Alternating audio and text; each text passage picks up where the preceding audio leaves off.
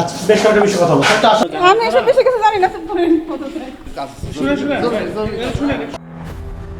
ধর্ষণ মামলায় চার্জশিটভুক্ত আসামি কলেজ অধ্যক্ষ। সেই ক্ষত শুকাতে না শুকাতে এবার একই প্রতিষ্ঠানের ষষ্ঠ শ্রেণীর এক শিক্ষার্থীকে বলাৎকার চেষ্টার অভিযোগ উঠেছে ওই কলেজের লাইব্রেরিয়ান আজিজুল আলমের বিরুদ্ধে। এরই মধ্যে গ্রেপ্তার হয়ে জেল হাজতে রয়েছেন তিনি। এ নিয়ে এলাকায় সৃষ্টি হয়েছে ব্যাপক চাঞ্চল্য। গত 7 জুন বেলা 2:30টার দিকে স্কুল ছুটির পর ওই শিক্ষার্থীকে মিষ্টি খাওয়ার কথা বলে রাজশাহীর কাশিয়াডাঙ্গা থানার রানেদিঘি এলাকা তার ভাগ্নির বাড়িতে কৌশলে ডেকে নিয়ে শিশুটিকে বলাৎকারের চেষ্টা করেন আজিজুল। বিষয়টি জানতে Rajshahi Horogram model technical school and BM কলেজে গেলে গণমাধ্যম কর্মীদের দেখে দ্রুত পালিয়ে যায় অধ্যক্ষ ডক্টর মারুফ হোসেন। কি বিষয়?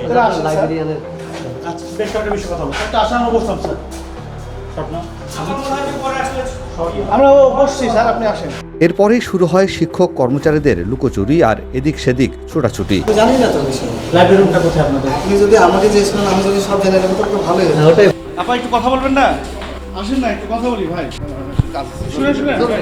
শুনে ভাই বাইরে যাচ্ছি। ভাই, হ্যালো ভাই।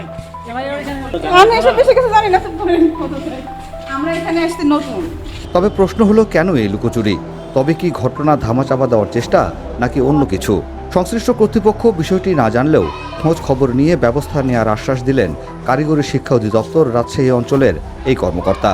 আমাদেরকে তো কিছু জানায় না চিঠির মাধ্যমে। আমরা এখন পর্যন্ত অফিসিয়ালিও আনঅফিসিয়ালিও আমরা আসলে জানি না, আপনার মাধ্যমে প্রথম শুনলাম আর কি। শিক্ষার পরিবেশ ঠিক রাখার জন্য অবশ্যই এই ধরনের যে ন্যাক্কারজনক ঘটনাগুলো ঘটছে সেই ঘটনাগুলোকে যথাযথ বিচারের আওতায় এনেই একটা দৃষ্টান্তমূলক উদাহরণ তৈরি করা মনে হয় দরকার। সংবাদপত্রের হিসেব অনুযায়ী গেল 6 মাসে দেশে 43 শিশু বলাৎকারের শিকার হয়েছেন। এর মধ্যে সর্বোচ্চ রাজশাহীতে রয়েছে 9 জন শিশু। সচেতন মহল বলছেন, প্রাতিষ্ঠানিকভাবে কঠোর ব্যবস্থা না নেওয়ায় শিক্ষা প্রতিষ্ঠানের মতো জায়গায় ঘটছে এমন অনৈতিক ঘটনা।